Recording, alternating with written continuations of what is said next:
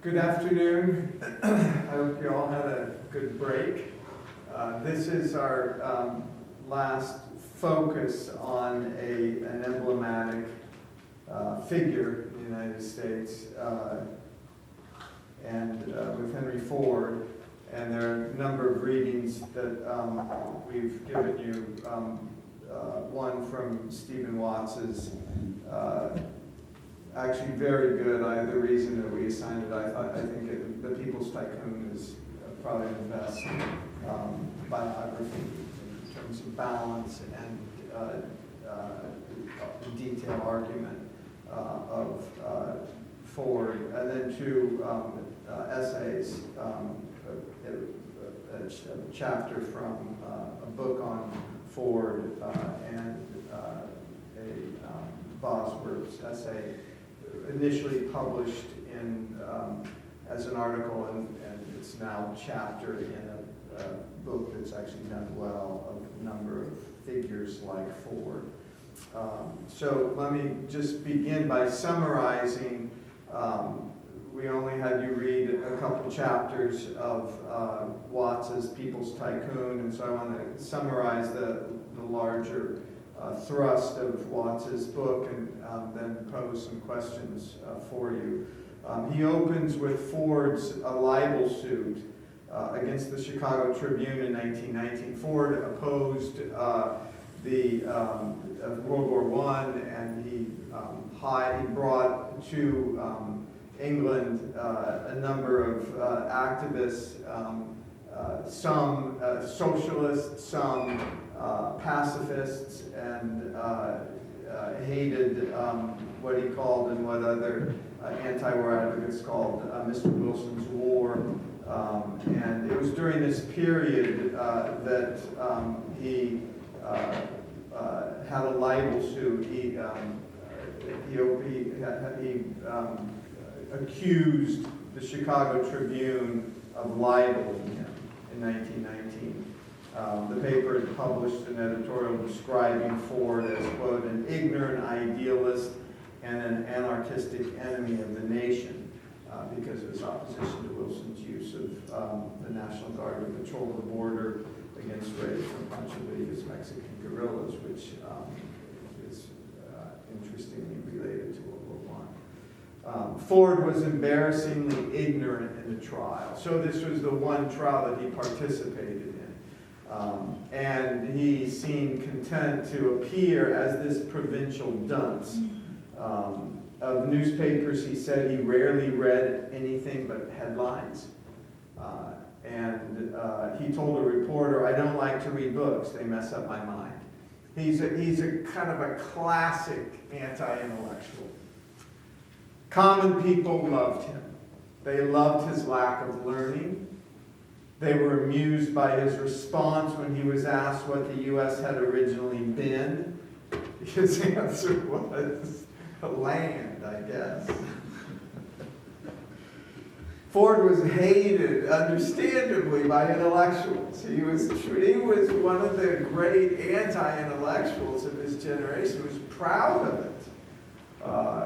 He actually never used the term, but he enjoyed a special bond of affection with workers who drove his cars and hung on his utterances, who were also either openly anti-intellectual or did not have the luxury or wherewithal of acquiring a fair amount of formal education. Interestingly, both Lenin and Hitler admired Ford, and one of the essays is about Ford's anti-Semitism, as well as a chapter in Watts's book. Hitler modeled the Volkswagen, what Hitler called the people's car, which is essentially what Ford called the Model T. Hitler modeled the Volkswagen, the people's car, on the Model T. Ford's relationship with America was shaped by the historical transformation of his time. It was the emergence, and it really explodes after World War II, but around the late teens and the early 20s, it's what scholars have pointed out as the emergence of consumer capitalism and consumer capitalism and consumer culture is that one defines himself or herself by what they consume, rather than by religious sensibility, rather than by what they produce. But Ford was also a champion of producerism. But the emergence of consumer capitalism also was connected to mass culture, people defining themselves in cultural terms, the immense rise of bureaucracy in the corporate state. Ford, Watts argues, helped guide his fellow citizens through this transformation of the emergence of, or the huge explosion in consumer culture that also is alongside an ongoing producerist sensibility or producer's culture, as well as this rise of mass culture with the rise of the explosion in cities and technology. He was born a few weeks after Gettysburg in July of 1863. He witnessed the dropping of the atom bomb at the end of World War II in August of 1945. He lived long. Watts's basic arguments is that Ford was a prophet of America's new consumer culture in the 20th century, while he was also an advocate of producerism, was also the nation's leading producer, particularly with his cars, and most particularly with the Model T. He was a pioneer of industrial mass production. In fact, through his industrial mass production, he popularized a new creed of consumer self-fulfillment. He was the first American businessman to understand that large-scale production depended upon large-scale consumption. He always tailored his production to to his assessment or his projection of consumption. He was a principal architect of a cultural order that stressed standardized experiences, leisure time among popular audiences. He recognized early on the importance of being famous, of being a public figure, and in fact, he first became famous as an automobile racer. His first foray into automobiles was to build race cars. He used media. He was very savvy and effective at using media and both the newspaper, print media, the new medium of the radio, to enhance his public persona. He was the most famous American of his era, and one of the most famous Americans in the nation's history. In fact, Watts argues that as the Model T became the prototype of America's mass prosperity, Ford became the prototype of mass culture celebrity. He's the first hugely, nationally, internationally celebrity. Ford defined his innovations, and there are numerous innovations. He created the assembly line. He was obsessive at having his hands on all of his cars, all of his creations. He was a tinkerer. He was immensely mechanical even as a kid. His assembly line, his Model T, those innovations were part of, as he felt, a populist ethos, glorifying the common man. His vision was he always saw himself as a kindred to common men rather than the Wall Street financiers. He hated Wall Street financiers. He hated large finance, even though his company was one. He made the judgment, dignity, and values of ordinary citizens his benchmark of achievement and worth. He's an emblematic populist. He grew up in the Midwest. He was shaped by Midwestern rural values. He was shaped by the Protestant work ethic. He venerated plain folk. In fact, he was born Episcopalian. As many of you know, Episcopalian is kind of snobby Catholic. The liturgy is exactly the same as the Catholic Church. He venerated plain folk. He was suspicious of urban elites. He embraced an American folk tradition defined by industrious self-reliance, rugged egalitarianism, plain speech. He delivered high wages to working people.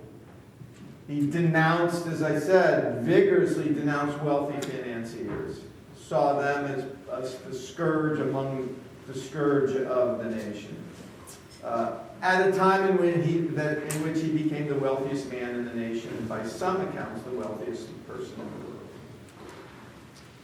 He was also, as I said, a classic and anti-intellectual, deeply anti-Semitic, and also hated Catholics. He helped transform the world, and he made new ideas and practices palatable while revering the values of pre-industrial order. He emphasized that hard work, frugality, community were foundational. He constructed a massive industrial River Rouge automotive plant, promoted folk dances, camping trips into the woods.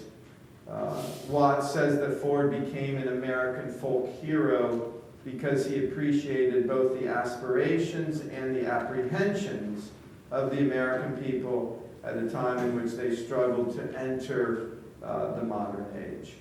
He understood their hopes and fears and mediated them through his larger creed of populist, consumerist progress. He displayed many characteristics shaped by rural life in the American heartland. Ford had very little formal schooling. In this sense, he was somewhat like Lincoln, who was an admirer of. He had native wit. He relied on hunches rather than analysis. He was committed to the virtues of village folk while viewing most outsiders, especially urban professionals, with suspicion. Ford distrusted theories, especially fancy theories. He placed a huge emphasis on common sense, which is just how one, in a sense, feels. He saw himself as what then was called a kind of a cracker barrel philosopher, which is part of this populist ethos. His rustic image covered the shrewdness lying underneath. He was extremely confident in his view of the world. He never worried about what he did not know, as suggested by his ignorance about so many things. His immense self-confidence, coupled with ignorance, insight, and narrow-mindedness, according to Watts, were both a part of his great strength and weaknesses. Ford, to this day, is still ranked at or near the top of the most influential Americans of the 20th century. Over Alfred Sloan Jr. of General Motors, over Thomas Watson of IBM, over Bill Gates. Fortune magazine called Henry Ford the businessman of the century. And an academic poll rated Ford ahead of Bill Gates, John Rockefeller, and Andrew Carnegie as the greatest entrepreneur in American history. Watts agrees with this assessment. In fact, Watts says, by presenting the automobile to the people as the symbol of a new consumer society, he changed modern life irrevocably. By defining American values in the mold of abundance and self-fulfillment, he strongly affected how we think about ourselves. By developing Fordism in the 20th century with its formula of mass production and high wages, he offered a socioeconomic blueprint for the United States' climb to global prominence over the next half-century. Perhaps more than any other person, Ford created what scholars call the American century. He was born a farmer. His father, born into a farm family, his father was a farmer. His father was skeptical and disliked mechanical tinkering, which Ford did as a little boy. Really, he really fell in love with tinkering. His father was a classic Midwestern farmer who, at this time, I mean, think of the antebellum period. Really, there were still farmers and families in Iowa, in Nebraska, in Kansas, in Indiana, in the Midwest, who, despite the industrialization that results from the Civil War, were able to be independent entrepreneurs and able to live off a family farm. That was Ford's father. And Henry, as a boy, I mean, as I said, he loved anything mechanical, was a tinker from a very small age. And he very much saw himself, to the end of his life, embracing this artisanal ideal, rather than recognizing the transformation, the larger transformation of the United States into an industrial order, even over which he was in part charged, but he still saw his plant. He wanted to treat it, he pretended to treat his workers as part of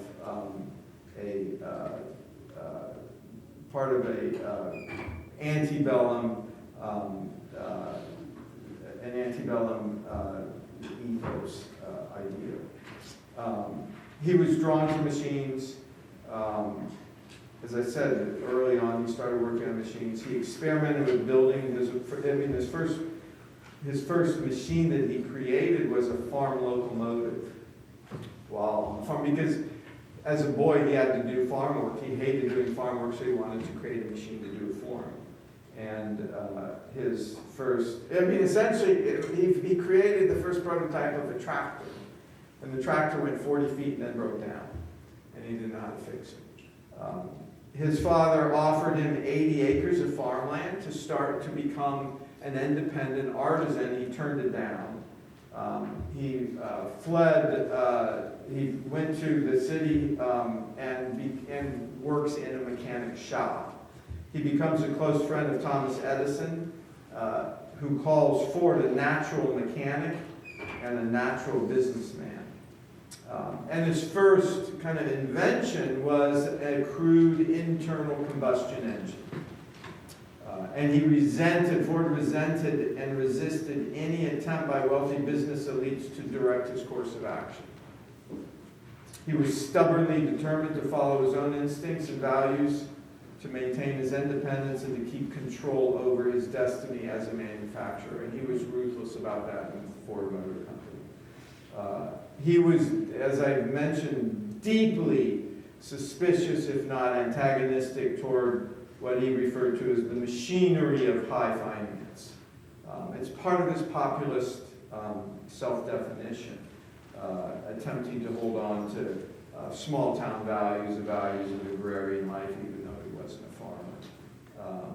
Essentially, for Ford, populism was individual entrepreneurship, the antebellum ideal of an artisan.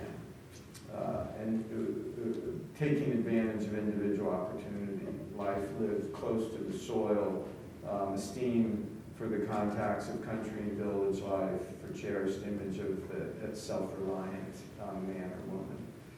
His first success, as still a teenager, was to create a powerful winning race car.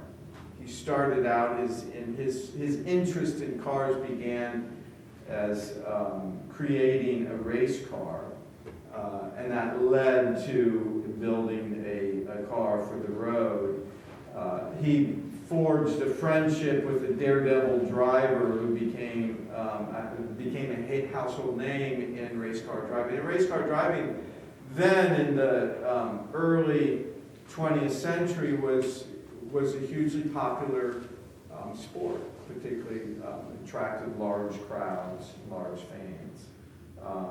And Ford, as a race car maker and driver, won races, broke speed records, His partner was Barney Oldfield. That's how he first became famous, so to speak, at a regional level.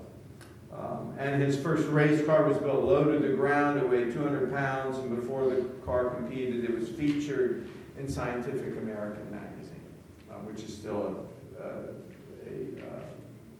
comparatively prestigious magazine for non-scientists, for anti-intellectuals. From his success as a race car maker, he then moved into commercial automobiles and becomes an automobile manufacturer. He started his own company. His first lightweight motor car sold for $500. He wrote in the Detroit Journal in 1906, "I have solved the problem of cheap as well as simple automobile construction. I have convinced them that the $500 model is destined to revolutionize automobile construction, and I consider my new model the crowning achievement of my life." This was the very first car, was called a Model N.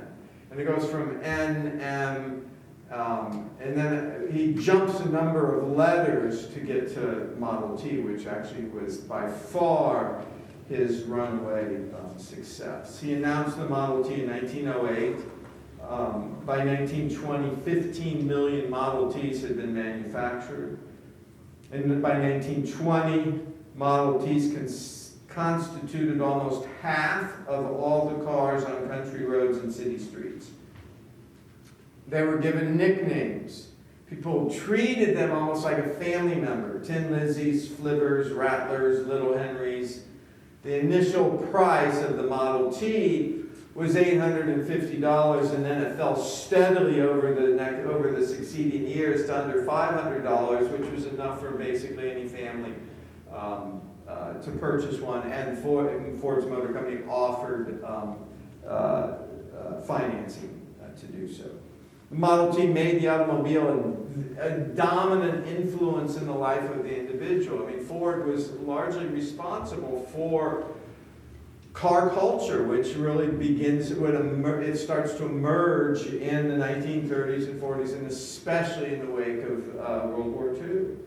The Model T made the automobile a dominant influence in the life of, if not most, a large number of Americans.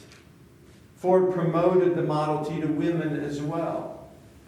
And in fact, the company, in its promotions to women, used the line that the Model T was actually a woman's car, and one of their taglines was, "Trust a woman to find the bargain, so buy a Model T." Another example of promotion is, desire means want. A man wants things, longs for things with his heart. Buy a Model T. In 1916, Ford produced 585,000 cars. By 1921, he produced 1 million Model Ts.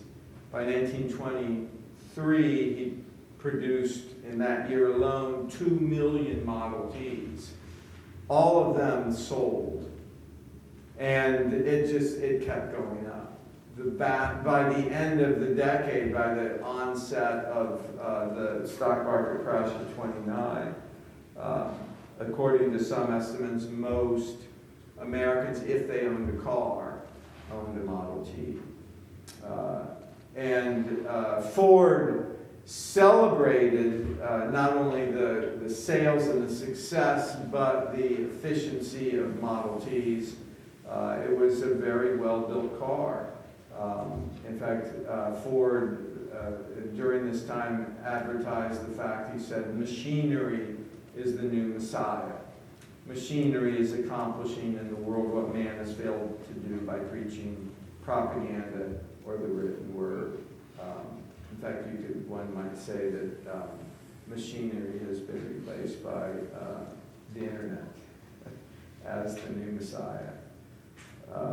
He emphasized scientific management of Frederick Winslow Taylor. So one of his progressive accomplishments was to double the wages of his workers from roughly $2.50 to $5 a day, which was it was essentially a middle class, a lower middle, what we now call a lower middle class wage. Overnight he did that. There were strings attached though. He required that workers do not drink, do not commit adultery. Basically, he had employees at his Ford Motor plant go to the homes of his assembly line workers and make sure that the home life was in good order. In other words, that the worker did not drink, that the wife did not drink, that the children were treated well, that the house was clean and neat. I mean, he was very intrusive in that sense, and was called a folk hero. He was, as I said, the greatest folk hero of his age.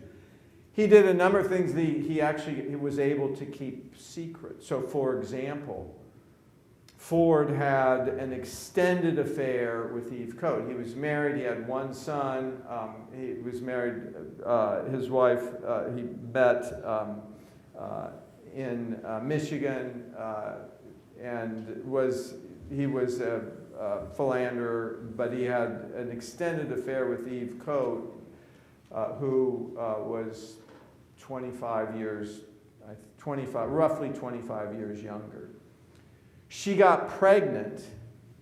Ford engineered her marriage while pregnant to a fellow worker at the Ford plant, this man named Ray Dallinger, who worked under Ford. He was one of Ford's lieutenants at the plant.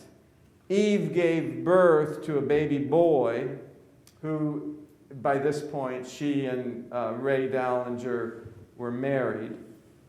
And they called the boy John Dallinger. Ford showered John Dallinger with gifts, treated him as a son.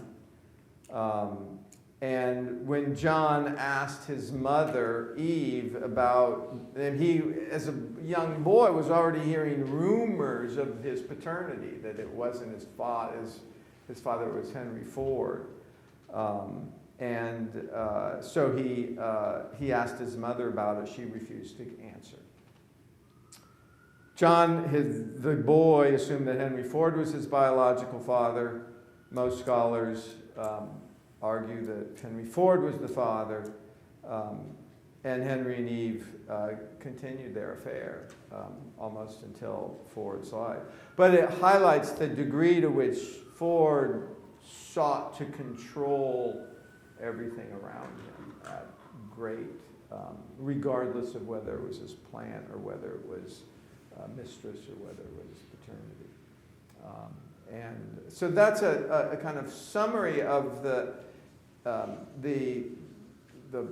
book and the influence of Ford in the 20th century.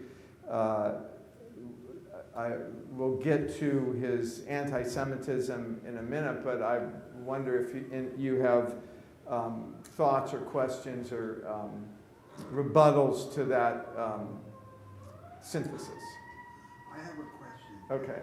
And now, maybe after the class speaks, I'll ask some other questions. But was Ford viewed, or Fordism viewed, as right or left in the vocabulary of American politics? It was viewed as right, according to intellectuals. He was viewed as being on the right. But so it's a good question. Intellectuals saw him as on the right. Why was he seen as being on the right? What was the idea of the distinction between the right and the left that explains his subsumption under the right?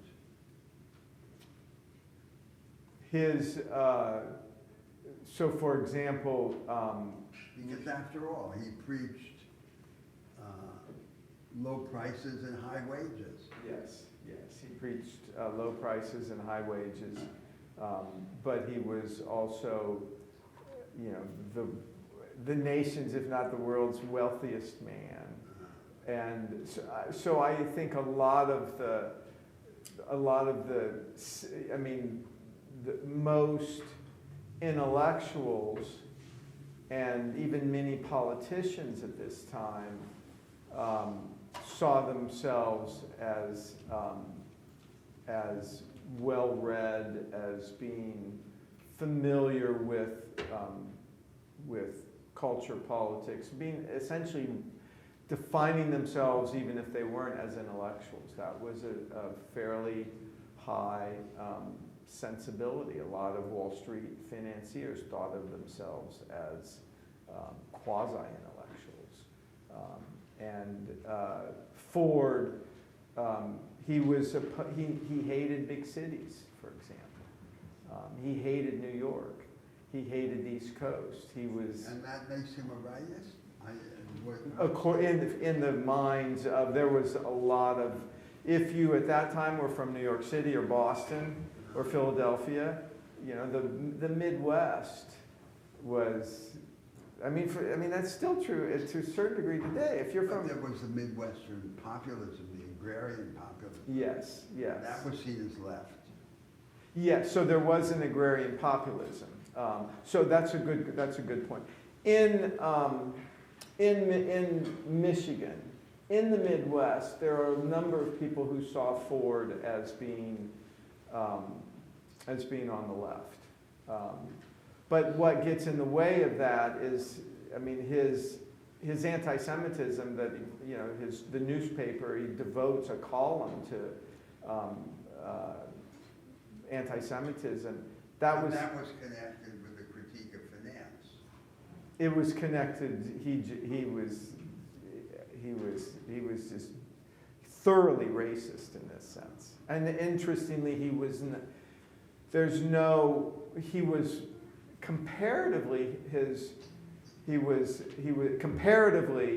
not openly racist against African Americans in the way that he was openly racist against Jews.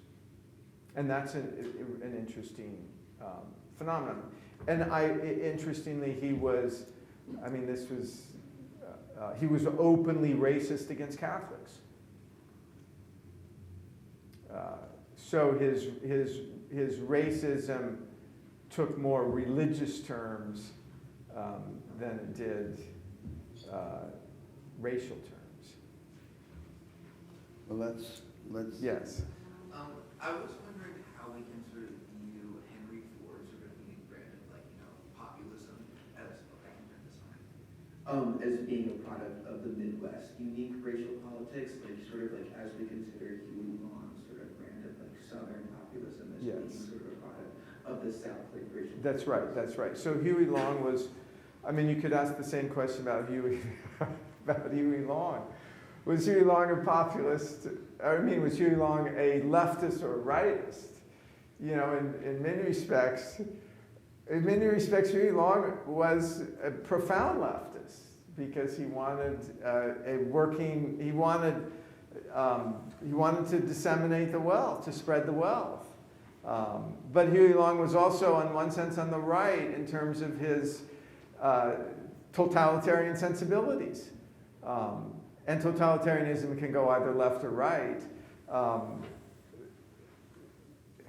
It can go left or right. But you know, Huey Long and Henry Ford both hated FDR. Hated FDR. And what was Henry Ford's objection to Roosevelt? Yeah, because he hated him for all kinds of reasons. He hated him he hated Roosevelt's New Deal.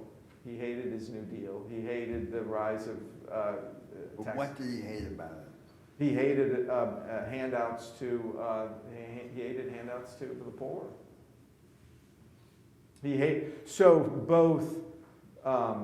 both Ford and Huey Long deeply distrusted the federal government, even though they were very good friends with and supported local government. And that's one characteristic, I think, of being on the right or the left. I mean, there's a long tradition of, in American history, of defining oneself based on your state or the locality versus defining oneself as an American in broad terms. Yes? Just a quick follow-up question. I was wondering if we can see sort of Henry Ford's branch of sort of Midwestern encouraging populism reflected in sort of contemporary institutions or sort of trends that emerged in the 20s. The KKK membership surge in the Midwest as a sort of response to immigrants from Eastern and Southern Europe, and perhaps if there are other sort of ways we can see sort of his populism sort of in the culture. Yeah, that's a good question. So Ford, this was a period in which it was the heyday of the Ku Klux Klan. Ku Klux Klan had offices in virtually every city almost in the United States, including Boston. And Henry Ford, neither Henry Ford nor Huey Long ever celebrated or spoke positively or championed the KKK. Essentially, they had different prejudices. They had different prejudices. And part of it was, I mean, especially from Ford's perspective, there were, at that time, comparatively, this was the period before the Great Migration. So before the Great Migration, there were very few African Americans in the state of Michigan in general, and certainly where Ford lived. So they weren't seen as a threat. And Huey Long, as a Louisianan through and through, clearly grew up around African Americans, but recognized that they could help him in gaining power in the state. So there was it wasn't just that he was that he celebrated all humans as equals. There were ulterior motives for him. And I actually think Huey Long, Huey Long in many respects is more courageous because of the profound racism in Louisiana and the southern states. I mean, racism was endemic. You could not walk anywhere without witnessing it. And Long, his Share the Wealth campaign, he included African Americans in that as well as whites, which was a bold thing to do. And in fact, he received a number of death threats for it in Louisiana.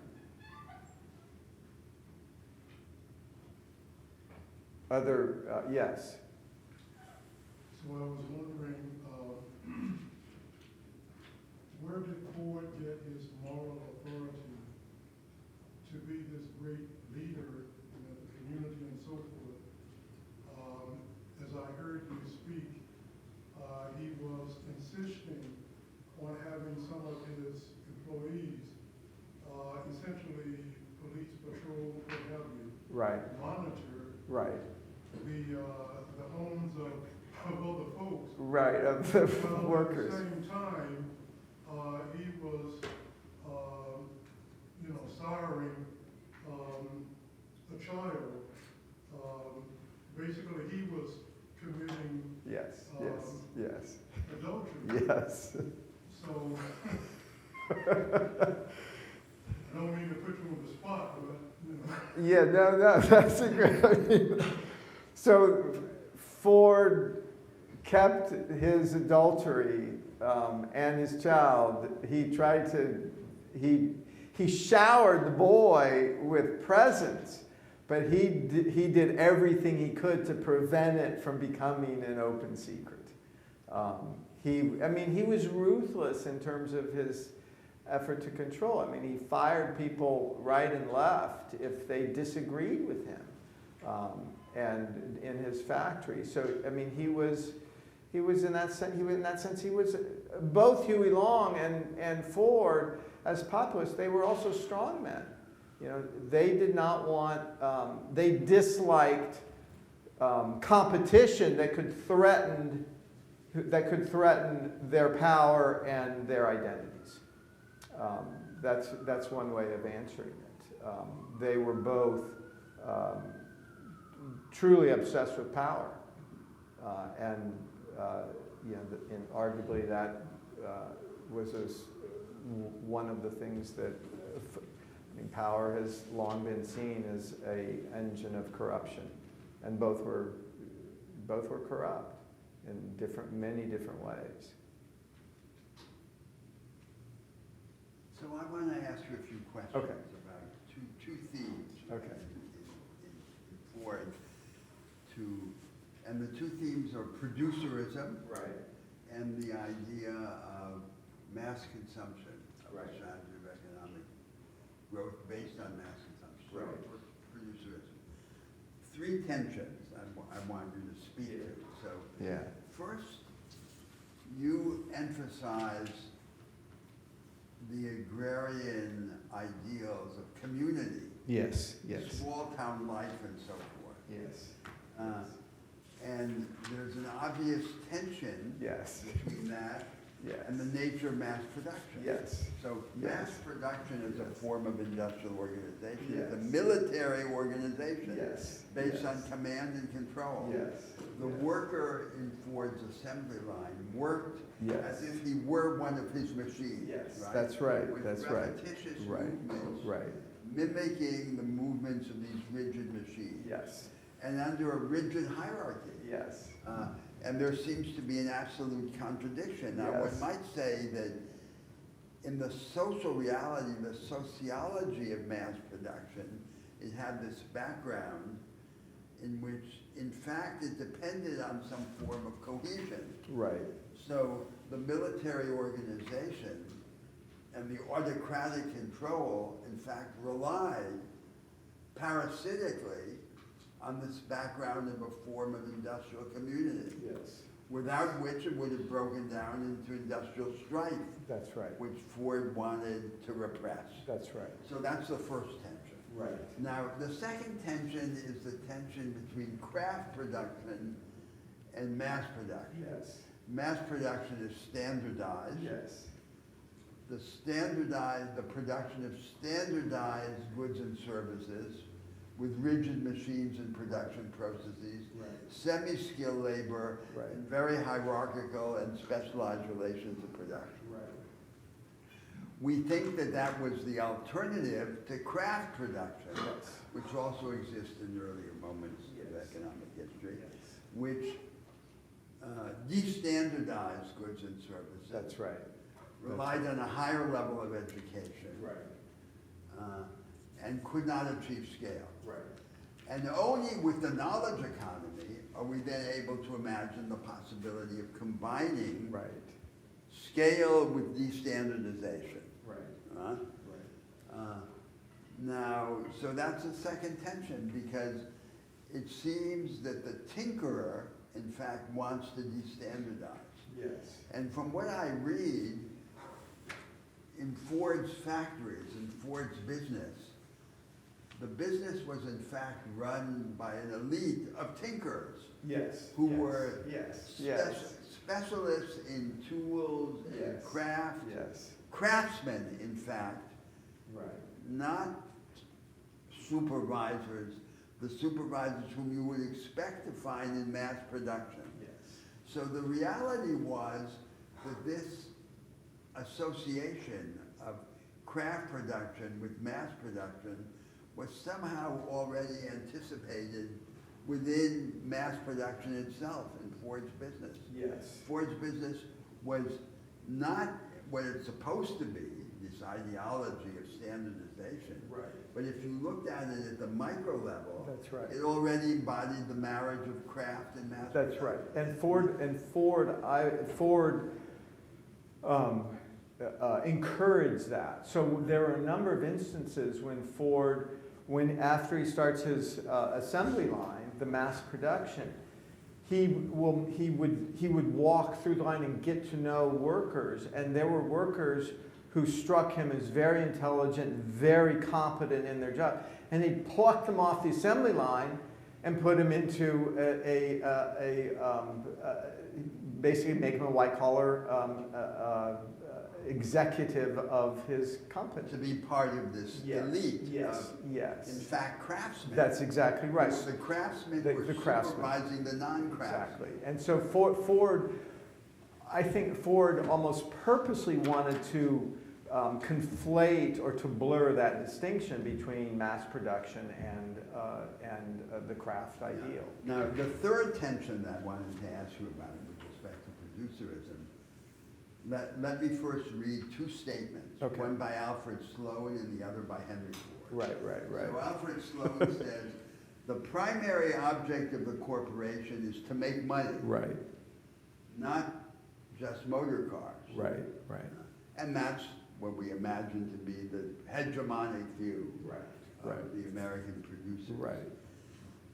Henry Ford says, the primary object of the manufacturing corporation is to produce. Right. And if that objective is always kept, finance becomes a wholly secondary matter. That's right. That's So this is the idea That's that right. in a producerist vision, Yes. finance is accessory. That's right. Finance must be a good servant rather than being allowed to become a bad master. That's exactly right. Now, what are the implications of that? Because if you follow that logic, which is the producerist logic, then the simplest way to satisfy that requirement is to say the company will generate its own funds for investment. It won't depend on money. It won't depend on the venture capitalists. It won't depend on private equity. It won't depend on J.P. Morgan and his people. Right. They'll generate internally on the basis of the retained and reinvested earnings of private firms. And that, in fact, is how most of production in these economies where money runs rampant is funded. That's right. Most of production is funded internally on the basis of the retained and reinvested earnings of private firms. Right. And then you have to ask, well, what then is the point of all of that money in that liquid capital in the banks and the stock markets? Supposedly, it's to finance the productive agenda of society. But most financial activity has nothing to do with the productive agenda of That's society. right. That's right. So let's get rid of money and this dominance of money and so forth. Right. Now, there's a problem with that. The problem with that is that in order for this to happen, the corporation has to have the money. Yes. And as these large corporations in the United States now, the platform oligopolies, these vast pools of liquid capital. But that doesn't, and that's in the interest of the incumbents, but not in the interest of the challengers. So if you're going to have this idea that money has to be made subordinate, but at the same time you want to democratize the access to capital, you need to innovate in the institutional arrangements, Yes. which Ford had nothing to do with, No, right? no. So there's something deeply unsatisfactory about this arrangement. It says, banish money, banish the money men. Huh? So long as you have the money. But if you don't have the money, you need another arrangement, right? That's right. Otherwise, you're just saying that the few who happen to have found this cash cow Yes. that allows them to generate the internal funds Yes. can dispense with money. It seems a completely contradictory position. It is. But Ford very much he saw himself, both as this great producer and recognized that his company fueled consumerism, and that making money, making a huge amount of money, he connected it to his self-identity as a tinkerer, which is, Well, that explains how he might have money, because he was a successful tinkerer. yes. But it doesn't resolve the collective problem. No, and he of never. Of how access to money is democratized. That's right, and he felt that. And that's probably, in a sense, then it would seem, the most tangible way in which he could be classified as a rightist. Going back to my earlier question Yes. about right and left. Yes, that's right. That's What right. would make him a leftist is if he said, everyone should become a producer, not just me, Henry Ford. Right. And then we need to develop the arrangements under which this access to capital Yes. could be universalized. Yes. Yeah. And it's why he hated FDR. He hated the FDR's New Deal in terms of handouts in terms of the government overseeing money. Well, I understand how even a leftist could be resistant to pure handouts, right? Yes.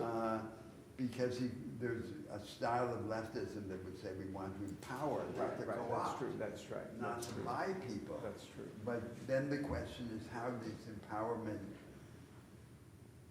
instead of being focused on a happy plutocracy, can be generalized to the people, and there's nothing in Ford's practice or ideas that goes in that direction.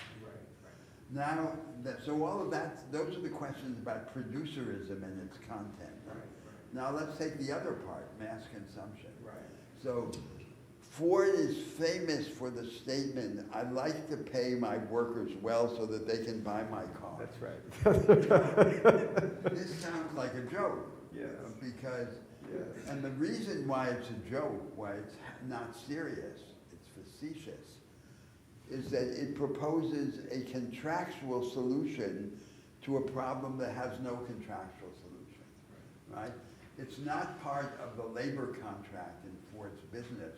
That if he pays them well, they'll buy Ford's cars with the money. That's right. They'll buy something else, they'll buy the cars of the competitors. That's right. Although Ford's cars were, The only cars.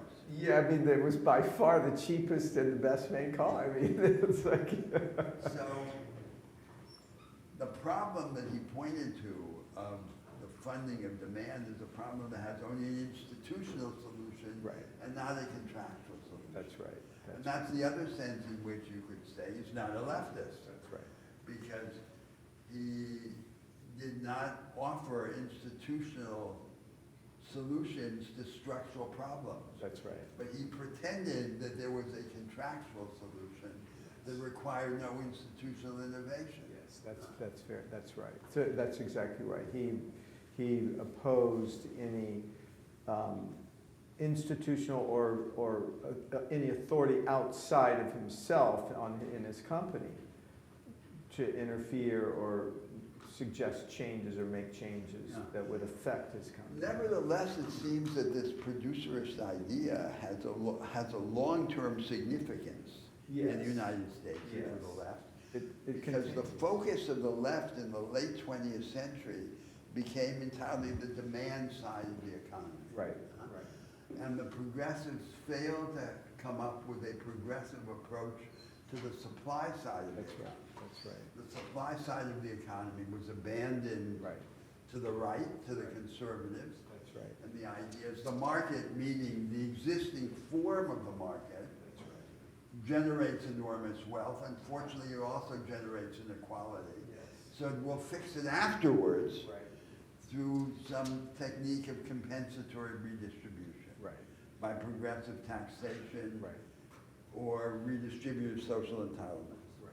Then we discover that radical inequalities that are anchored in the hierarchical segmentation of the production system cannot be redressed That's right. by compensatory redistribution, because the compensatory redistribution would have to be massive Yes. in order to redress those. And long before it reached the requisite dimension, it would begin to disorganize the economy. Right. The incentives to save, invest, and employ. And That's so- right. Which And all of that is captured in the rhetorical apparatus of a tension between equity and efficiency. Yes, yes, So yes. that then requires the institutional program, which we'll be discussing in the next few In weeks. fact, one of the things that he had his, I'll call them detectives, when they would go to the homes of the workers to make sure they were living properly, is that if a worker spent his wages, Ford offered the highest wages in the country for any manufacturing company. If a worker was found out being careless or being extravagant in spending money, he would be fired. Yeah. So it seems that in all of this, in the story you're telling, there's something good and there's something bad. Yeah, I mean, yes. so the So good very thing- good and very the bad. good thing is this idea in the United States, in American history, that in the United States it has always been the case that you can be both a tinker and a prophet. Yes, That yes. being a tinker, being practical minded, having practical solutions to small problems is not the opposite of prophecy in the United States. Yes. And that's undoubtedly good. I mean, that idea. I mean, a lot of people see Stephen Jobs in the That's same right. way, yeah. But there's something also bad in the story. Yes, Which is the depreciation of ideas. that's right, Because these problems require institutional solutions. yes, And to have institutional alternatives, you have to have ideas. yes, And the ideas don't come just because you tinker. that's right. So that's the bad part of the story. That's right, that's right, that's right. And Ford was, I mean, he defined himself as a tinker, but he was more than a tinker. He had a very savvy. He had ideas. He had ideas. And any bad ideas. too. Yeah, a lot of bad ideas, but he had his financial sensibility and savvy was actually it was comparatively impressive. Yeah, it was comparatively impressive.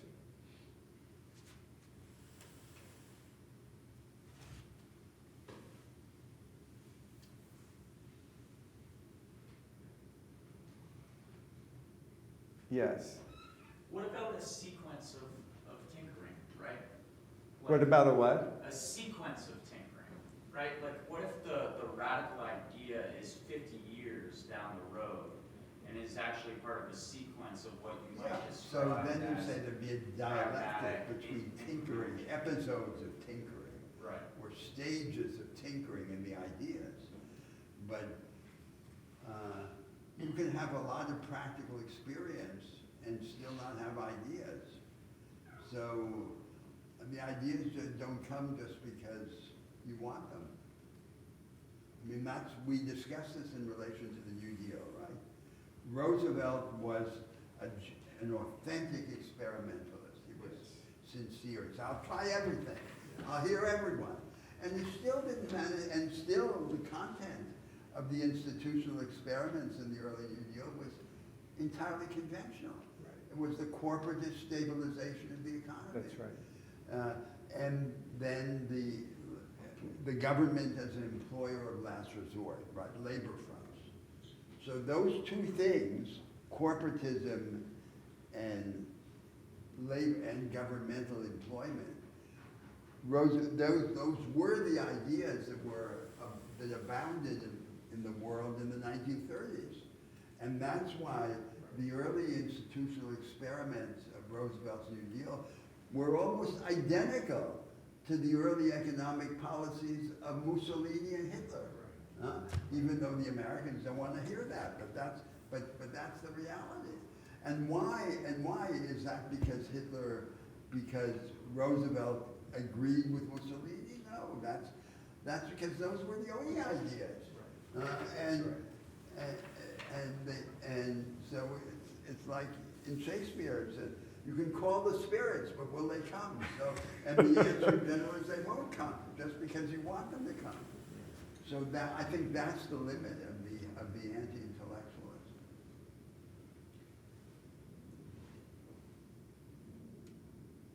Other thoughts? Yeah. I have a question about the price of the cars Uh-huh. and the fact that they were able to be so cheap. Was Uh-huh. that a decision that was made to cater to sort of the common man in this consumer culture? Right. Or was this sort of a financial decision? It was both. I mean, Ford recognized that if he can build a car that's affordable for virtually everyone, and it's a well-made car, and his profits aren't great, but there are profits. He prefers that over. I mean, there were a number of luxury cars at the time.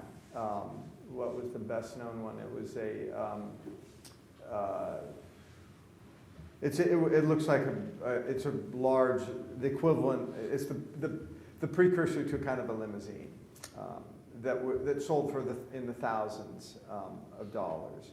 And Ford recognized that if he could sell cars at a price that anyone could afford. I mean, he was obsessive at hiring, or at being on the floor in which the cars were designed, and oversaw every aspect of it. And because of his background, offered suggestions, and essentially he worked his engineers very hard until they essentially got it right and were able to create a car that was at a low cost and that would sell a lot. And it was also because of Ford contributed to the birth of the automotive. I mean, he was at the center of the automotive industry, beginning as a race, he built his first race car. So he had a very good sense of the importance of an internal combustion engine, how you build a car, and because of that, he was able to order the actual engineers who built the Model T, for example, he made it clear that he wanted the Model T built so that it would cost under X amount of money. So they had to be very, very careful with all of the machinery that went into that car, so that it wouldn't be too expensive, so that it could be mass produced, and it could be sold sold by the masses as well. Does that answer your question? Yeah. Yeah, That's one of the things that made it disruptive. It was for the masses. Exactly. That's right. Yes. I was really struck in the Watts reading in particular about the ways that Ford forwarded a vision of like leisure and consumerism for the public, but Yes. then internally within the company forwarded visions of sort of like, working as long as it takes Yes, and all of yes, it. yes, I'm just yes. sort of curious if folks were aware at the time, how much the public was aware, or how much people inside the company were aware at the time of sort of or how much he was aware of the tension between those two visions of life. That's a great question. So Ford was if you work for Ford's company, you had, especially if you were what we would call white collar, you worked long hours. You were paid fairly well, but you worked long hours. And on the assembly line workers, if they made a few mistakes, they were fired, because there were plenty of other people. I mean, Ford's offering twice as much money for assembly line laborers than any other company could offer. So there were thousands of people wanting jobs, and so if you were assembly line worker and you made a few mistakes, it could cost you your job. And he was the same way. It's why when he would hire these detectives to go into the homes to make sure that they lived properly, one was being frugal. If a father, if one of the workers of the plant was spending money frivolously, they would be either fired or they would be, their pay would be, they would be penalized with a dramatic drop in pay, with a warning. So he was, in that sense, he was a control freak. And in terms of his plan and his workers. Does that answer your question? Yeah, that's helpful. Yes. I know that you mentioned earlier that Ford was more of a religious, let me just use the word for a moment, bigot as opposed to on the racial side. My question is, do we know whether or not Ford hired African Americans to work in his auto industry, and B, you mentioned that he paid folks quite handsomely, and so do we know whether or not, if he hired African Americans, and B, were they paid equally to their white counterparts? That's a great question. He hired a few African Americans, not a lot, and they were paid the same as white workers. They were paid the same as white workers. He was progressive in that sense. He was progressive in terms of, in terms of his treatment of African Americans. He wasn't in terms of other areas of race, i.e. Jews. He would not hire a Jew. He would not hire a Jew. Yeah.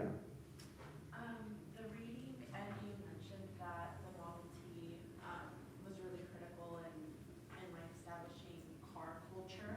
Pardon me, the what? The reading and you both mentioned that the Model T was really important in establishing like car culture Yes. in America. And they said that it was, the reading mentioned that it was intimately tied to like a road build out and then Yes. a bunch of like different news services like gas stations, Yes. tourism, things like that. So, Yes. and the petroleum industry as well. Yes. So I Yes. was just wondering if the government at the time was aware of these attendant services and industries that were being propped up or developing along with car consumption and manufacturing, and if that led them to view this new industry in either a more restrictive or a more lax way in terms of regulation. Could you repeat that last sentence? The regulation from Ford or his company, or regulation from the government? From the government. If they wanted to kind of like let this industry play out precisely because so many other attendant industries were developing along with it, Yeah. or Well, if they the question felt is a whether need there to was some de regulate. facto form of economic planning in the United States. And the answer is yes, I think. Yeah. De facto there was planning, and so the development of the automotive industry converged or ran parallel to the road building project of the government. Right. In two great moments, the Roosevelt moment Yes. and then the Eisenhower. That's right. And before, before those moments, it was, road building was at the state level. Road building was at the state level. The big national road building movements, Roberto mentioned it, were Roosevelt and Eisenhower. And actually, during Roosevelt's, a number of, some particularly southern states sought to, refused federal money for road building in communities of the South because they feared that it would bring integration. Okay, if I can refine my question, I guess, was Ford lucky in the timing that there was already at the government level an incentive and an interest to build out roads cross-country? Yeah, Or did the government do that in response to this like emerging automotive industry? I think it was conscious, it was Yeah, yeah, semi-conscious. yeah. That's why I say it was, this question is there planning in the United States? There isn't planning under the label planning, but de facto there's planning. Yes, There's an emerging industry and the Yes. government then does its part. that's right, that's And the right. two together create an economic transformation. Yes, yeah, that's, I mean, the government begins its road building, gives money for road building in the 20s when the Model T becomes, hugely successful.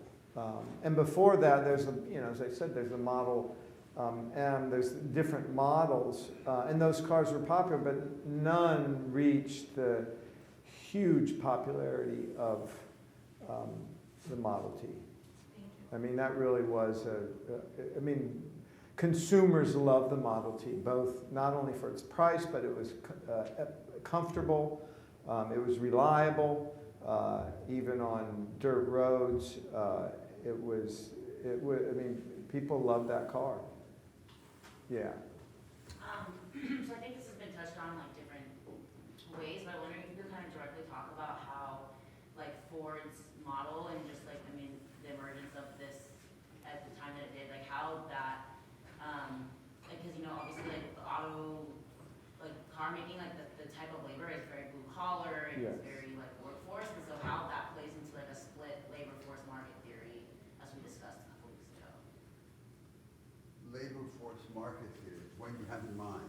Like, so like the idea that like from our readings, if I can remember this rightly, it was that like it can impact, it can influence people's attitudes about immigration and different things, like when the market reprioritizes certain jobs that are like more like. I think the problem is, I think the defect, the problem I have in answering your question, which is the problem in discussing Ford and his half-baked ideas, is that they're all sort of private solutions to collective problems. Right, And the real question that's lurking behind all of this is,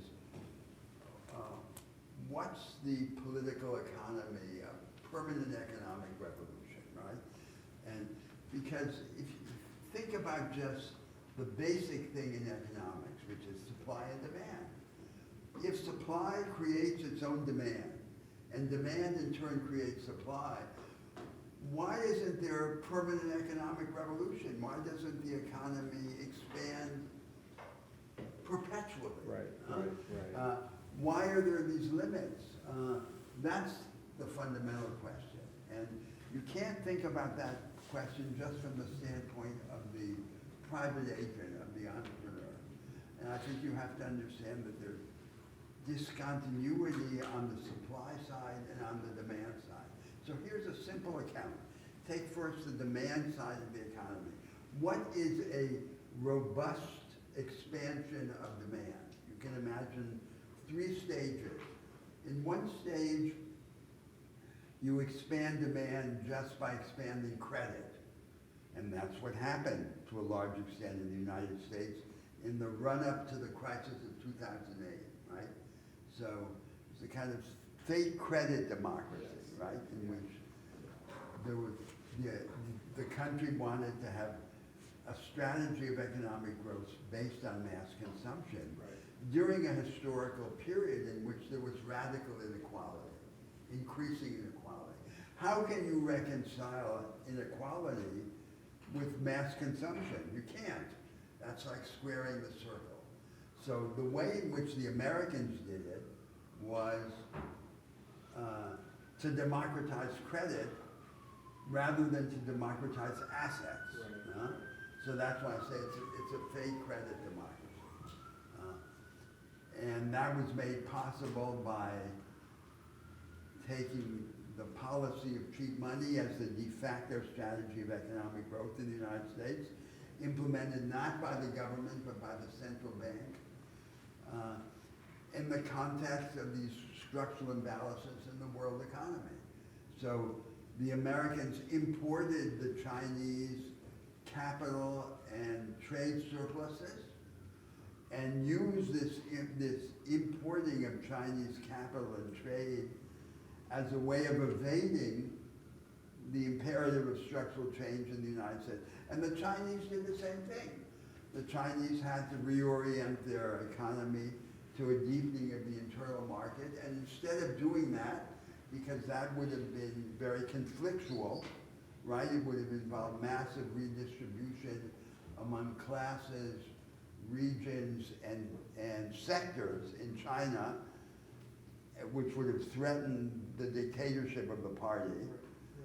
They exported their surpluses to the United States. That was the motor of growth in the world economy until that crisis.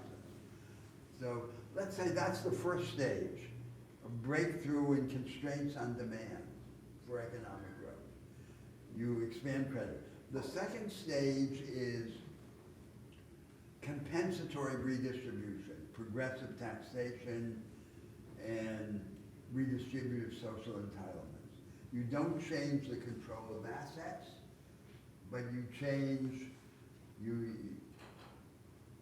alter the distribution in the market through this retrospective redistribution.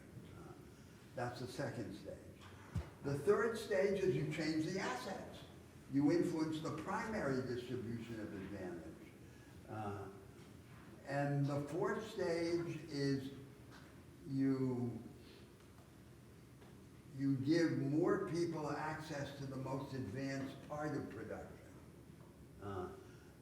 And that's the discussion we're going to have about the knowledge economy being insular or inclusive. So it's discontinuous, right? And these things are not something that the entrepreneur can do. This is a social project, a collective project, to go from the superficial to the deep. Now the same thing happens on the supply side.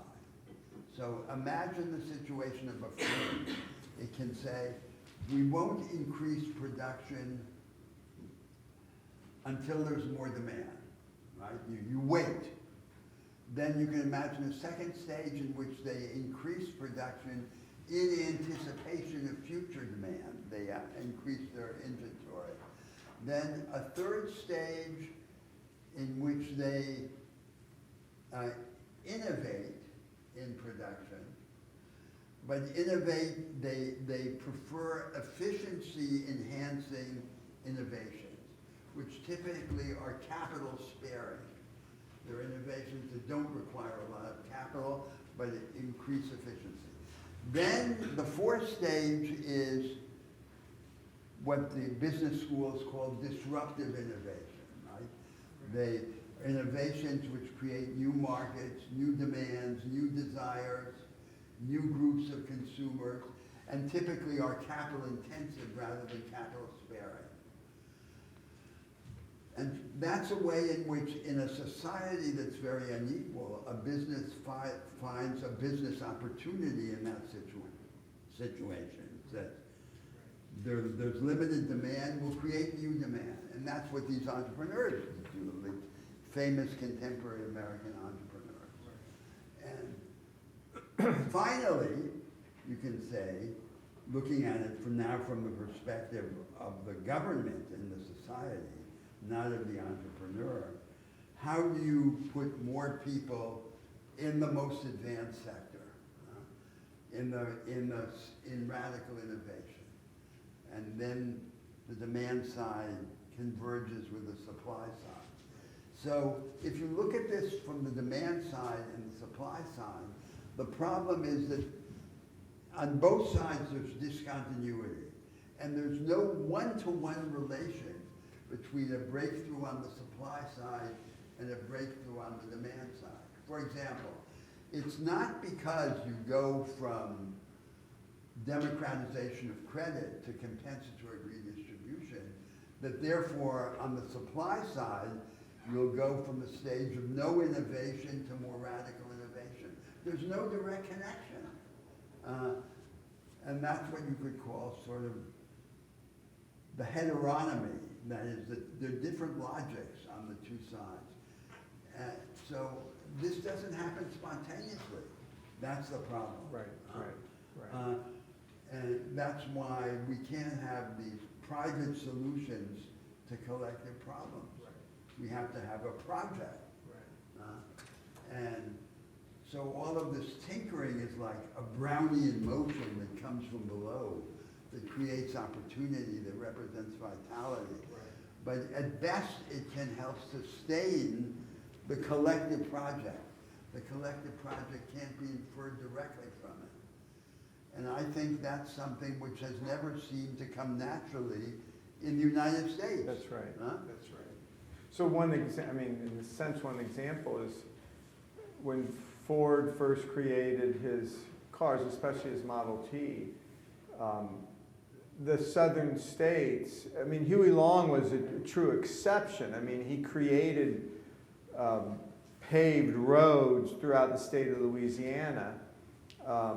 And so Louisianans had more Model Ts, but the number of Model Ts sold in the former Union states than in the rebel states were like 5 times more than the rebel states, because the number of paved roads were dramatically less than in the former Union states.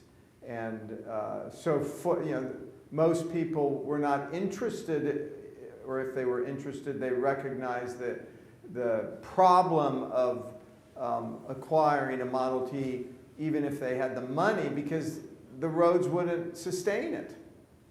It was still it was still very much an agrarian world, except for a couple cities. And that transformation doesn't, I mean, Eisenhower's road building project, he explicitly had extended it into the South. Often at Southern legislatures, oppositions, because it would threaten white supremacy in the South.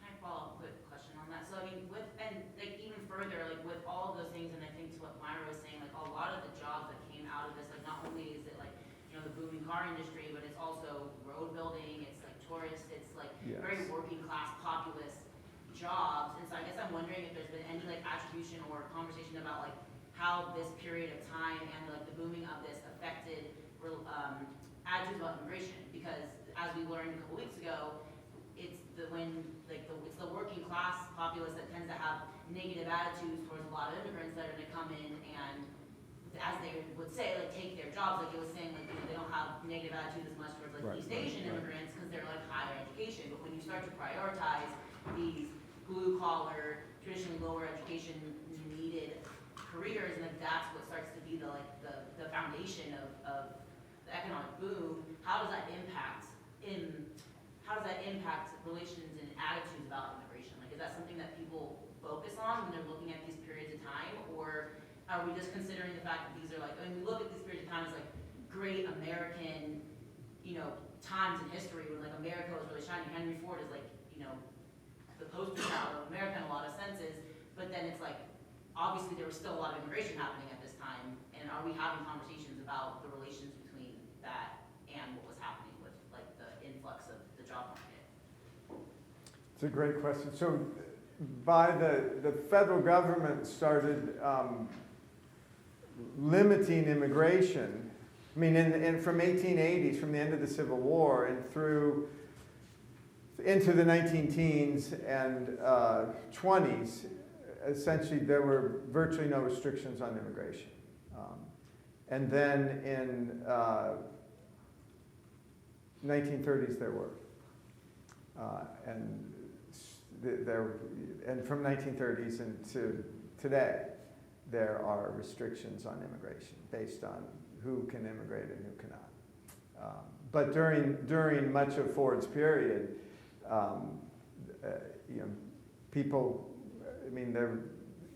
came to the United States, settled in the vast majority of immigrants settled in the North, even into the early 20th century, because they didn't want to compete with, it's no longer slave labor, but it's a form of unfree labor until the Great Migration begins during World War II, or World War I, I'm sorry. Economically coerced wage labor. Yeah, or economically coerced labor. Was correctly viewed by the liberals and socialists of the 19th century as a sort of continuation of serfdom and slavery. That's right, that's right, that's right, that's right. And that, I mean, and Ford was aware of that, which is why he wanted to burst free of that understanding by offering the highest wages that. But this is something we're going to come to next week, or when we begin to discuss the reformation of the economy. Right. So you have to understand that Ford's example, his business, exercised fascination throughout the world. Yeah, So yeah. the governments like Stalin, Hitler, they would send delegations They did. to did. study the river Yes, plant yes, they and did. discover the secret to this miracle. Yes, they did. And this converges with what was the message of development economics until very recently. The basic message of development economics is there is a shortcut to unconditional economic growth. And the shortcut is, in a word, conventional industrialization. So you take workers and resources out of the less productive sector of the economy and you put them into the more productive sector. Meaning, in practice, you take them out of agriculture and you put them in industry. And that was the method. So that's the shortcut. Now, the shortcut supposedly took into account the constraints imposed by the so-called fundamentals. And the fundamentals were two, education and institutions. But the educational requirements of mass production were minimal. So there was lip service paid to education, but there was almost no real education required. The worker in a Fordist factory, a mass production factory, needed to have elementary literacy and numeracy to be able to understand numerical and verbal instructions. Right. Second, he needed to have a disposition to obey. Yes. And the focus of education was obedience Yes. for the working classes. Yes. It was repression. And third, elementary manual dexterity, especially hand-eye coordination. So the employers in a factory would ask the workers to put their hands in opposite directions. I can't even do it, but this is what they were required to do. Yeah, and so there were some workers, in fact, Watt points this out, there were some workers on the Ford's assembly line that required a huge amount of dexterity in one's fingers and one's hands and putting a part together, and some workers were just, Not able to do it. they didn't have the dexterity, so they moved them to a different, Yeah. they assigned them to a different part of the assembly line. So the second fundamental was institutions. And that was also a very lax requirement. Basically, all they wanted was a mixed economy with the state, a market, and a place in the state for the planning bureaucracy, for the development economists. That was enough. So, and the content, so there were minimalist requirements, institutional or educational, and a very stereotyped repertoire of machines and capabilities. So the 5 or 6 types of metal cutting lathes, for example, and the proficiency of using them. And the idea of mass production is it was like a kit that you could put on an airplane and take it to another country. And then there would be the basis for beginning this unconditional convergence to the frontier of economic growth. So that's what happened in the world. And Henry Ford was at the beginning of that moment. And this was the moment in which the world saw that there was a way forward that could happen quickly and easily for everyone. And some countries then ascended in that period. Now it stopped, so the shortcut has stopped working because that's no longer the vanguard, Henry Ford's mass production. And that survives now, conventional industry, either as a vestige of an earlier vanguard or as a satellite to the new vanguard. So now there's a new vanguard, we call it the knowledge economy. Right. And it exists in every sector of the economy. It's multi-sectoral. But in every sector, it's a fringe, which excludes the vast majority of workers and firms, right? That's right. And Because most companies now, the production is done overseas. yes, and that's right. So the masters of the new vanguard have discovered a way to bifurcate the process of production. So the creative and lucrative core they keep for themselves, and the commoditized or routinized part they subcontract to firms and workers in remote parts of the world. On the basis of tax and labor arbitrage, with much lower tax takes, much lower wages.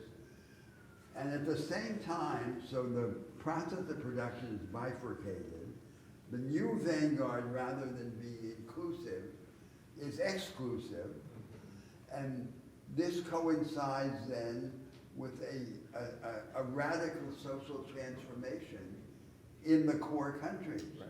in which the world of conventional industry was a world in which a large stable labor force was assembled in large productive units like factories under the aegis of large corporations. Now you have a world in which many of these corporations are in fact fabless, like the semiconductor companies. They only design the semiconductors. They're made in these subcontracted parts in remote parts of the world. So they have a very small labor force, and the labor in both the core countries and the peripheral countries is increasingly abandoned to precarious employment relations. So we have the formation of this precariat, as it's called, right? Corresponding or with this insular knowledge economy.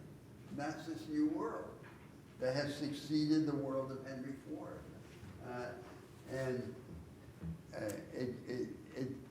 One might say it didn't have to be this way, but this was the path of least resistance, because you think the knowledge economy is a radical innovation, and what happens to most radical innovations in the world are downsides.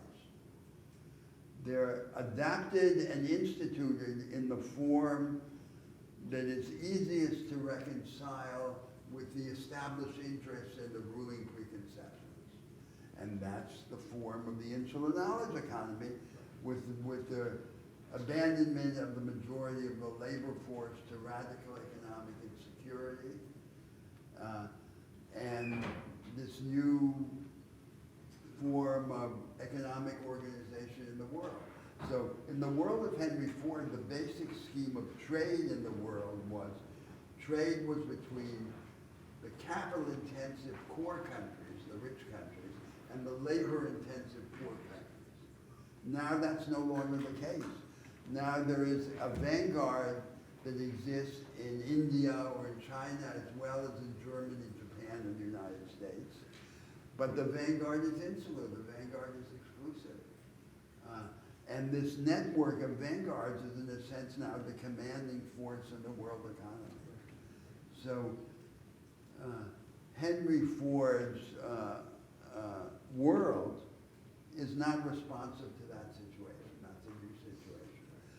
But all of his jokes, like saying, I'll pay my workers well so they'll buy my cars, and all this blindness, this confusion of private with public, this abdication of collective solutions to collective problems, was part of what made possible the adoption of this path of least solution in the bad form, path of least resistance.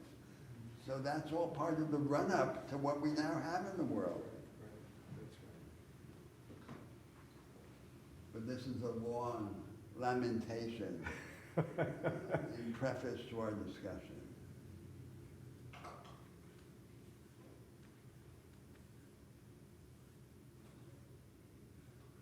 Other questions or comments? The only thing, John, before the class ends, we've sent the assignment for the final paper to everyone. Yes. And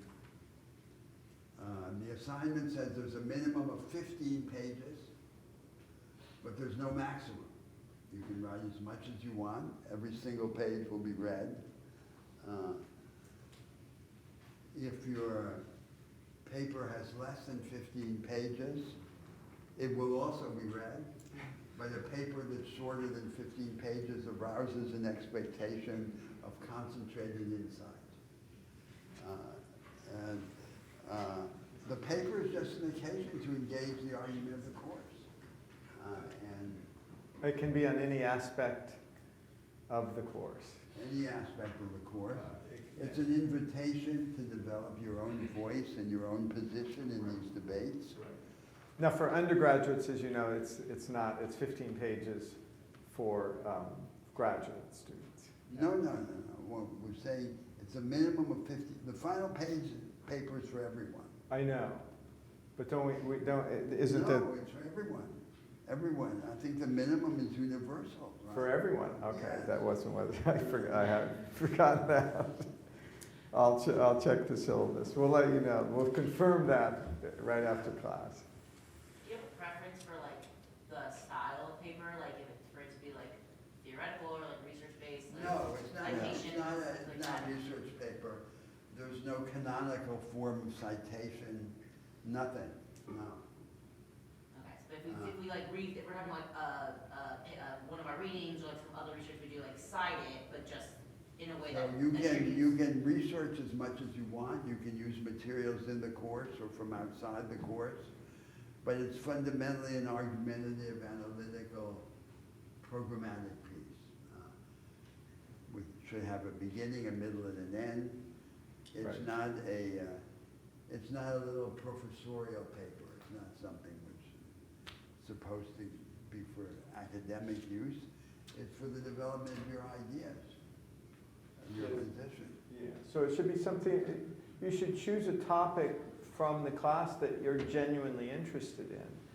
And ideally, I mean, it's hard to engage the whole argument, of Right. course. So I think it's best to take something relatively definite, but in which your response to that part sheds light on your general response to the argument of the course.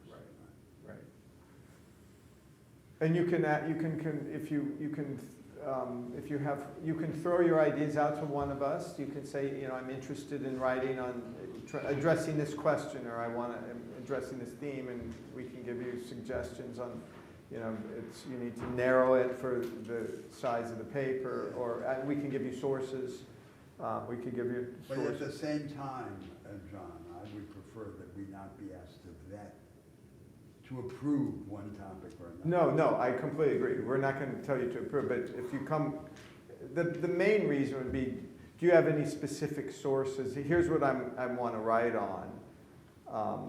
I'm interested in particular sources that would, source that addresses X, Y, or Z that I can build on.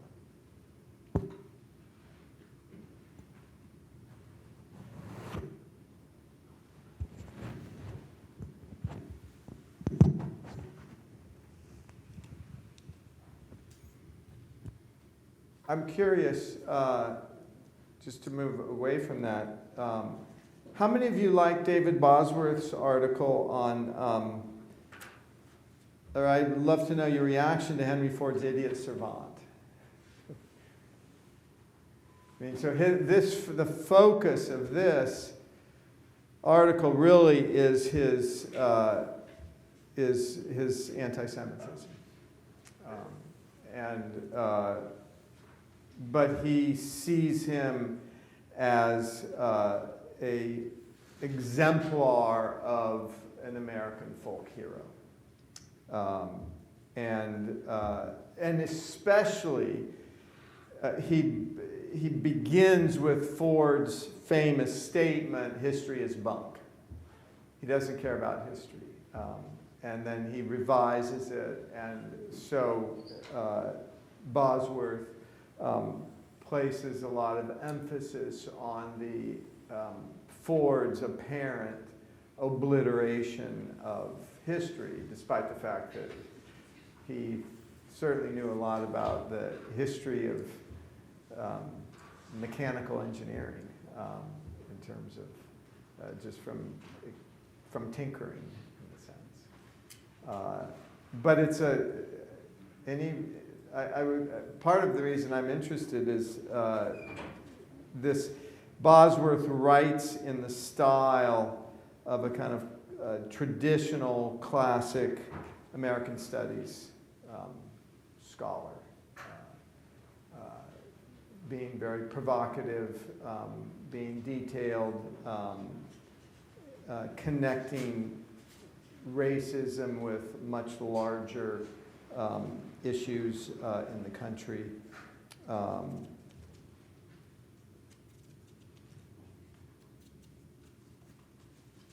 And no responses?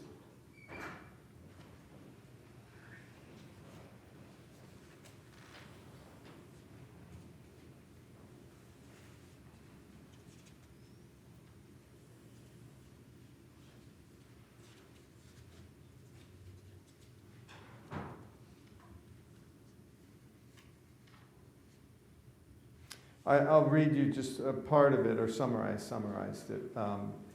At one point, he compares Henry Ford with, how many of you have not read The Great Gatsby? Good, so all of you know Gatsby. He compares Ford with Gatsby. The Great Gatsby, written in the years when Ford began his Greenfield History project. So that's another aspect of, he creates a whole history park where he acquires as many items as he can. He brings, for example, the chair that Lincoln was sitting in when he was assassinated is a Greenfield Village. And I've actually seen it. I've given talks there. There's still blood on it. He brings just everything that he can acquire, he's interested in from the past. He creates this Greenfield History project. That's a way of capturing the allure and danger of the material reclamation of moral life. And he says that just as Fitzgerald's hero, Gatsby, wanted to believe that his lost love Daisy had never really loved her husband Tom, Ford wanted to believe that industrialization was not really destroying the family farm. Ford and Gatsby each insisted that an original innocence had once existed and that it might still be restored. Each invested in a virtual world. Gatsby's mansion, Ford's Greenfield Village. Any reactions? Yeah. To what extent, I think going back to the point that was raised earlier about his Ford's hypocrisy, given his imposition of strict guidelines to his employees about adultery, but then his own commitment of adultery. And then your response was basically that he was very power hungry, and that was what was driving him. To what extent was his belief in industrialization that it mentions in the excerpt you just read, was it actually genuine, or was it just something, at least, that was pushed or motivated because he knew it was something that would gain power? That's a great question. So, I mean, we talked about it a little bit. I see Ford as, in a sense, trying to fuse industrialization with this artisanal vision. Craft. He imagines his world. He imagines craft and industrialization being part of this beautiful, seamless entity or world. He refuses to recognize the degree to which As if the unskilled worker working in his assembly line were just a less skilled craftsman. exactly, but on the exactly. same spectrum. That's right. So in other words, he refuses, or maybe he just is blind to it, the degree to which industrialization destroys craft as a means of livelihood. As a means of livelihood, because of where he grew up, in part because of all kinds of things. So he sees them as this beautiful merging of the two, and he very much saw his workers as craftspeople. He saw himself, this huge industrialist. To the end of his life, he saw himself as a tinkerer, as a craftsperson, which is really ironic. I'll read to you one last piece or excerpts of it. One of the, I think, underappreciated great novels about American life in the 20th century is John Dos Passos's The USA Trilogy. And it's in 3 different books. He has both what he calls a camera eye, which is actually excerpts from newspapers, things that actually happened. But he also, so that's one section of each of the book. Another section of the book is the narrative that he tells, the fictional narrative he tells based on specific incidences. Then the camera eye, which is Dos Passos's own kind of modernist rendering of that time in which he grew up. He's, in a sense, it's a partly autobiography. But he also has a section on emblematic or major figures in the United States during the time in which the novel happens. And he has a unit, a biographical unit on Henry Ford. And so let me just read part of it. He's both very critical as well as complimentary. In the late 80s, he'd met Edison at a meeting of electric light employees in Atlantic City. He'd gone up to Edison after Edison had delivered an address and asked him if he thought gasoline was practical as a motor fuel. Edison had said yes. If Edison said it, it was true.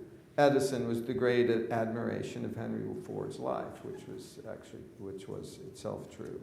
And he goes on to say, and in driving his mechanical buggy, sitting there at the lever, jauntily dressed in a tight button jacket and a high collar and a derby hat, back and forth over the lever, ill-paved streets of Detroit, scaring the big brewery horses and the skinny trotting horses and the sleep-rumped pacers with the motor's loud explosions, looked for men scatterbrained enough to invest money in a factory for building automobiles.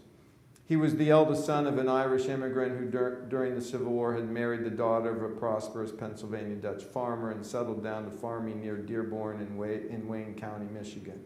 Like plenty of other Americans, young Henry grew up hating the endless sogging through the mud about the chores, the hauling and pitching manure, the kerosene lamps to clean, the irk and sweat and solitude of the farm. I'll go on to say he was a thrifty young man who never drank or smoked or gambled or coveted his neighbor's wife. He actually did covet his neighbor's wife. But he couldn't stand living on the farm. He moved to Detroit and in the brick barn behind his house tinkered for years in his spare time with a mechanical buggy that would be light enough to run over the clayey wagon roads of Wayne County, Michigan. By 1900, he had a practical car to promote. He was 40 years old before the Ford Motor Company was started and production began to move. Speed was the first thing the early automobile manufacturer went after. Races advertised the makes of cars. Henry Ford himself hung up several records at the track at Grosse Pointe and on the ice on Lake St. Clair. In 999, he did the mile in 39 and 4/5 seconds. But it had always been his custom to hire others to do the heavy work. The speed he was busy with was speed and production. the records and efficient output. He hired Barney Oldfield, a stunt bicycle rider from Salt Lake City, to do the racing for him. So he goes on, and that's the theme is that Ford does, he hires very competent people to fulfill his vision of cars. We're out of time. We'll see you next week with where we begin on Now we turn to the future. to the future, the knowledge economy in the future.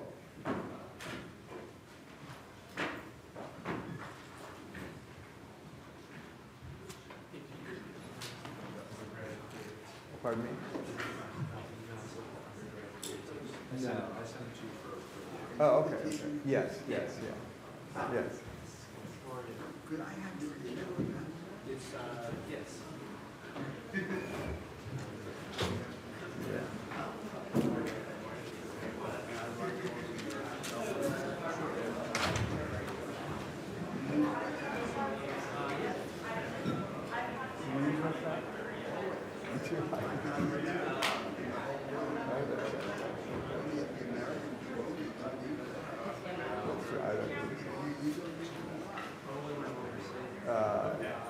I should. So I think,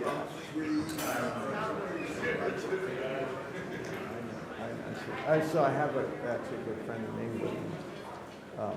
My wife uses it. I'm later, I have those, it's just trying to. Yes. Glance or whatever. Great. How were they? They're right. Okay. I mean, it's right into it. I appreciate that. Okay. Whatever you take, I Okay. Yeah, I'd love to see.